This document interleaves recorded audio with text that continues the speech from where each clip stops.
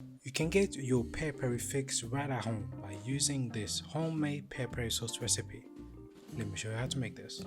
Onions and garlic are sort of the basic ingredients of the sauce, but what really makes the sauce is the chilies you can use.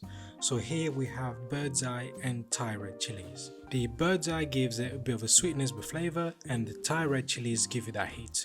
You can play around with the variations. And also you have lemon to give it some zest, and rosemary for some of that herby flavor. In a bowl, gather your dry ingredients. So that's paprika, black pepper and salt, and you can also have a teaspoon of sugar if you want. Grab a few sprigs of rosemary and chop very fine. You can have other herbs if you want, but the rosemary is what is typically found in a pepper sauce, and it is highly recommended. Peel and quarter your onions. You don't have to worry too much about cutting them in very small pieces, they're going to go into the blender anyway. Same scenario with the garlic. Grab the cloves, smash them with the back of your knife, peel and set them aside. You are going to use the juice of a whole lemon. The one extra step that you can take if you want is to actually zest your lemon and add that onto the sauce as well. Optional, of course. Now the very easy part. Put everything in a blender. You don't have to put it in any particular order, but just make sure to squeeze your lemon juice in, as this will provide some liquid and help the blender to blend all the ingredients, and add in 2 tablespoons of vinegar as well as 2 tablespoons of olive oil.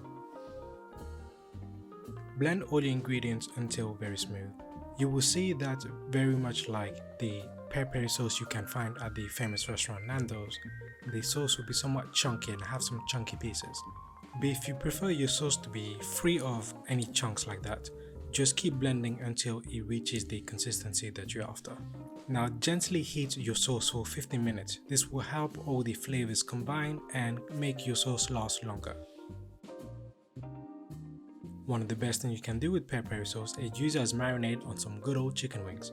So score a few chicken wings and put in a few tablespoons of that lovely sauce you have just made.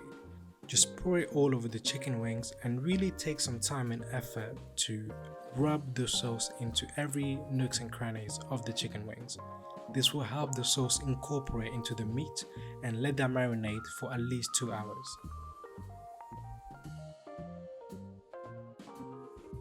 Place your wings onto a well-heated barbecue grill and grill away. You may be wondering, what is that mat I'm using? It's a barbecue mat that allows the chicken or any food that you put on not to get burnt by any dripping fat that goes underneath into the fire. Take it a step further, and once you have placed your wings on the grill, use a brush and mop the sauce onto the chicken wings. Be quite liberal with it. This will help the chicken to remain moist, and you will also have some sauce onto your chicken when it's on your plate, so you won't really need to dip the chicken into any more sauce. But that's foolishness, so just grab some more peri peri sauce and drip it all over your chicken wings, and you now have some lovely homemade peri peri chicken wings made using your very own peri peri sauce. Bottle away the rest of your sauce and use within 2 weeks. The acidity of the citric acid and the lemon will help your sauce last a bit longer. And there you go, friends, this was my recipe for your homemade peri peri sauce.